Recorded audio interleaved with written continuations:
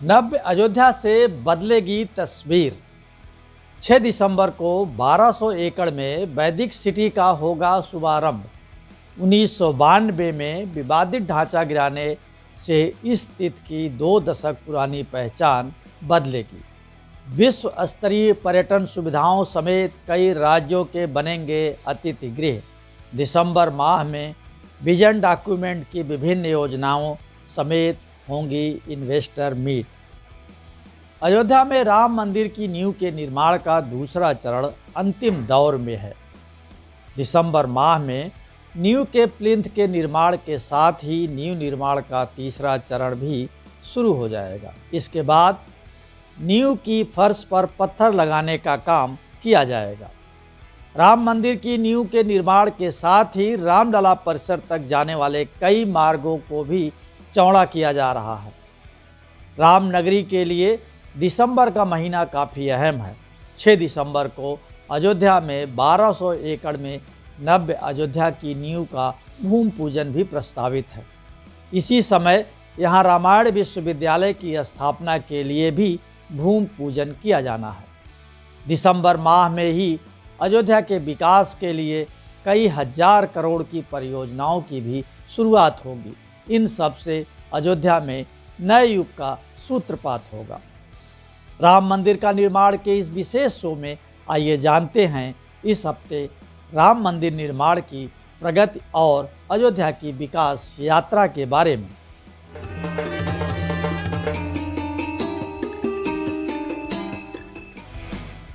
बारह एकड़ में बसेगी वैदिक सिटी नव्य अयोध्या। रामनगरी को विश्व स्तरीय पर्यटन सुविधाओं से युक्त मेगा सिटी बनाया जाएगा। यहाँ 1200 एकड़ में वैदिक सिटी बसाई जाएगी। इस मेगा ग्रीन टाउनशिप योजना का शुभारंभ 6 दिसंबर को प्रस्तावित है, क्योंकि यह दिन अयोध्या के इतिहास में खास महत्व रखता है। 9 दिसंबर 2019 को राम मंदिर पर फैसला आने से पहले इसी दिन 1992 में विवादित ढांचे को ढाया गया था। वैदिक सिटी के शिलान्यास के बाद अयोध्या प्रगति की सूचक बन जाएगी। मुख्यमंत्री योगी आदित्यनाथ के हाथों वैदिक सिटी का भूमि पूजन होते ही माझा इलाके में मशीनें उतर जाएंगी और तेजी से कार्य शुरू हो जाएगा।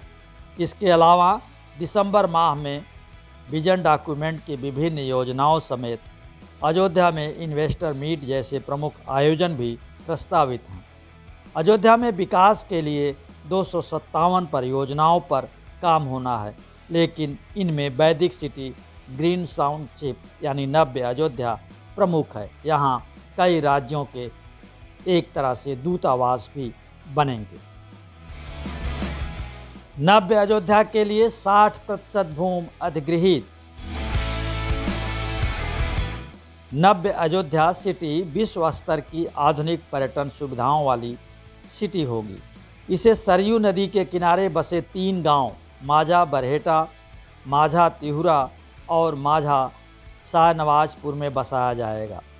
तीनों ग्राम सभाओं की कुल 1200 एकड़ भूमि का अधिग्रहण हो रहा है, जिसमें से अब तक लगभग 800 एकड़ भूमि का अधिग्रहण किया जा चुका है। इसमें माझा शाहनवाजपुर की 90% भूमि किसानों से सहमत के आधार पर ली जा चुकी है। माझा बरेटा और माझा तिहुरा में भी 50% से अधिक भूमि आवास विकास विभाग ले चुका है। आवास विभाग ने मुख्यमंत्री को पत्र लिखकर 6 दिसंबर को नव्य अयोध्या के शिलान्यास का समय मांगा है। 6 दिसंबर को ही रिवर फ्रंट और रामनगरी की भीतरी सड़कों का भी शिलान्यास प्रस्तावित है। दिसंबर में ही आयोजित इन्वेस्टर समिट में देश के प्रमुख औद्योगिक समूह कम से कम 5,000 करोड़ रुपए का अयोध्या में निवेश करने की घोषणा कर सकते हैं। रामनगरी में 21 एकड़ में बनेगा रामायण विश्वविद्यालय। रामनगरी में भगवान राम पर शोध करने के लिए 21 एकड़ में रामायण विश्वविद्यालय बनेगा। इसकी रूपरेखा महर्षि विद्यापीठ ट्रस्ट ने बनाई है। इसका शिलान्यास 2 दिसंबर को मुख्यमंत्री योगी आदित्यनाथ कर सकते हैं। ट्रस्टी श्रद्धानंद श्रीवास्तव के अनुसार रामायण विश्वविद्यालय के भवन निर्माण के बाद निर्धारित विभाग खोले जाएंगे। विशेष रूप से रामायण शोध से जुड़े विभागों को पहले खोला जाएगा। इसके साथ ही संस्कृत और हिंदी भाषा को विश्वविद्यालय में प्रमुख स्थान दिया जाएगा। यह विश्वविद्यालय भगवान राम के जीवन चरित्र और उनकी शिक्षाओं पर आधारित होगा। यहाँ ऐसी शिक्षा दी जाएगी जिससे छात्रों को त्रेतायुगीन संस्कृति और सभ्यता की सीख मिल सके। विश्वविद्यालय के भूमि पूजन कार्यक्रम की शुरुआत 30 नवंबर से हो जाएगी। इसके बाद नींव पूजन का कार्यक्रम होगा। संपर्क मार्ग से राम जन्मभूमि तक बनेगा नया रास्ता। अयोध्या विकास प्राधिकरण के उपाध्यक्ष विशाल सिंह के अनुसार दिन ब दिन रामलला के दर्शनार्थियों की संख्या बढ़ रही है। मंदिर बन जाने के बाद इसमें और बढ़ोतरी होगी। इसलिए राम जन्मभूमि की तरफ जाने वाले 2 मार्गों को चौड़ा किया जाएगा। एक मार्ग हनुमानगढ़ी से राम जन्मभूमि तक और दूसरा मार्ग सुग्रीव किला से राम जन्मभूमि तक जाता है। इन दोनों मार्गों के अगल बगल की संपत्तियों को खरीदा जा रहा है। सुग्रीव किला मार्ग की संपत्ति को शासन ने खरीद लिया है। अब सुग्रीव किला के मार्ग की चौड़ीकरण की जद में आ रहे भवन और संपत्तियों को हटाया जा रहा है। हनुमानगढ़ी से राम जन्मभूमि मार्ग के चौड़ीकरण के लिए रास्ते में आने वाले भवन स्वामियों से जमीन खरीदी की प्रक्रिया चालू है। शहादतगंज से नया घाट मार्ग को भी चौड़ा किया जाएगा ताकि भीड़ को नियंत्रित किया जा सके। इन मार्गों पर चलते समय श्रद्धालुओं को रामायण के प्रसंग सुनाई देंगे, यानी सब कुछ रामायण कालीन होगा। रामलला के दर्शन के लिए मिलेगा ज्यादा समय। आतंकी संगठनों के निशाने पर रही अयोध्या में राम मंदिर का निर्माण शुरू होने के कारण यहाँ की संवेदनशीलता भी बढ़ गई है। बढ़ती भीड़ को देखते हुए नए सिरे से अयोध्या की सुरक्षा व्यवस्था की जा रही है। यूपी के एडीजी सुरक्षा एसएन साबत का कहना है कि अयोध्या की सुरक्षा हमेशा महत्वपूर्ण रही है। मेकशिफ्ट स्ट्रक्चर में श्री रामलला विराजमान हैं। साथ ही साथ मंदिर का कंस्ट्रक्शन भी चल रहा है। ऐसे में दोनों जगह की सुरक्षा बहुत महत्वपूर्ण है। राम जन्मभूमि क्षेत्र में मॉडर्न कंट्रोल रूम की स्थापना होगी। तब एक ही जगह से पूरी अयोध्या के सुरक्षा की मॉनिटरिंग की जा सकेगी। दुराही कुआं के पास 12,000 स्क्वायर मीटर ज़मीन पर कंट्रोल रूम का निर्माण किया जाएगा। इसी के साथ ही राम जन्मभूमि तीर्थ क्षेत्र ट्रस्ट रामलला के दर्शन की अवधि को बढ़ाने की योजना पर भी काम कर रहा है। इस समय रामलला का दर्शन 2 पाली में हो रहा है। पहली पाली में सुबह 7 बजे से 11 बजे तक और दूसरी पाली में दोपहर 2 बजे से 6 बजे तक दर्शन होता है। इस दौरान 10,000 से ज़्यादा श्रद्धालु रामलला का दर्शन करते हैं। समय सीमा बढ़ाने से ज़्यादा लोग भगवान श्री राम का दर्शन कर पाएंगे। दर्शन मार्ग पर बैगेज स्कैनर और टायर किलर्स। अयोध्या के एसएसपी शैलेश पांडे ने बताया कि रामलला के दर्शन मार्ग पर भी सुरक्षा के कड़े प्रबंध किए जा रहे हैं। सभी दर्शन मार्ग पर श्रद्धालुओं की मूलभूत सुविधाओं के इंतजाम तो होंगे ही, सुरक्षा की भी पुख्ता व्यवस्था होगी।